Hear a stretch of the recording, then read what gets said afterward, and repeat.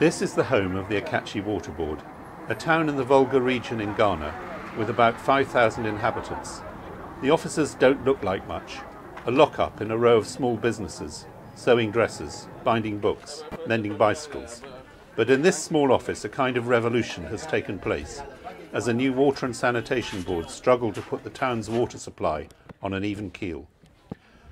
Here retired teacher William Atimu and his team manage the delivery of water to 48 standpipes, 3 hand pumps and about 300 households. They also oversee the collection of money. Households pay 300 to 400 CDs for a connection and 1 CD 16 pesewas for a cubic metre of water. That's equivalent to $180 for a household connection and 60 cents for 1,000 litres of water. At the standpipes and pumps, people pay 5 pesewas, 2 cents, for 2 18-litre buckets of water.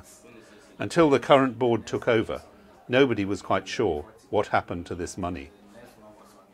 When I took over, the board was in disarray because the interim members of the board misused a lot of funds and there were no officers.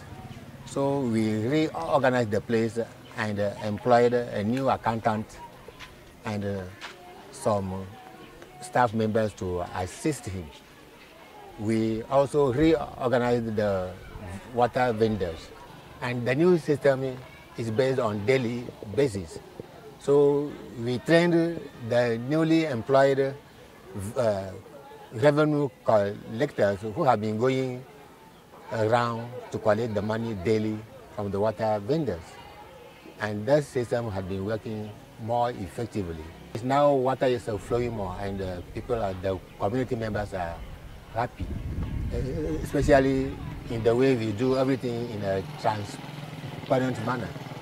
The collectors come to the water board office and then render account to the accountant, who in turn records the monies brought and then sends them to bank. Last year in November and December, the Triple S project working through CWSA and the District Assembly undertook baseline data collection on water services. I was surprised by some of the findings, especially during that course we were told that Akatsi did not have a replacement account, and that one we lost some marks there. And also we did not have a system manager. And then after that meeting, we advertised for a systems manager and then a plumber.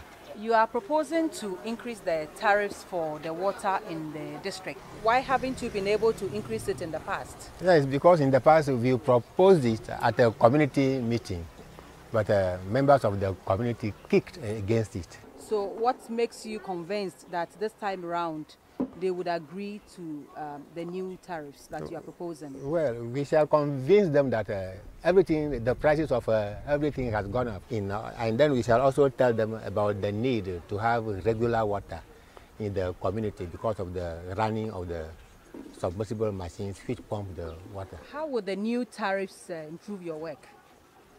Well, we shall get more money and then to maintain the machines and then to pay the huge amount of electricity bill, which is between 1,200 and 1,300 a month. And without the increase in tariff, we cannot pay electricity. And when we fail to pay the bill, they will come and disconnect us, and then the community will stay without water.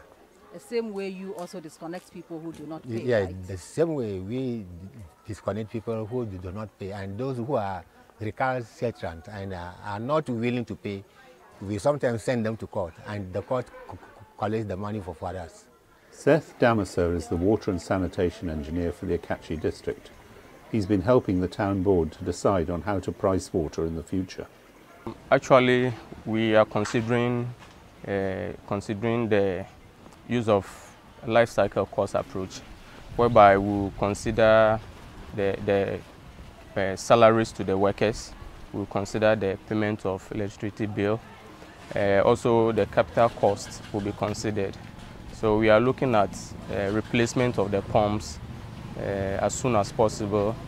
We are also looking at building of a new office accommodation for the board.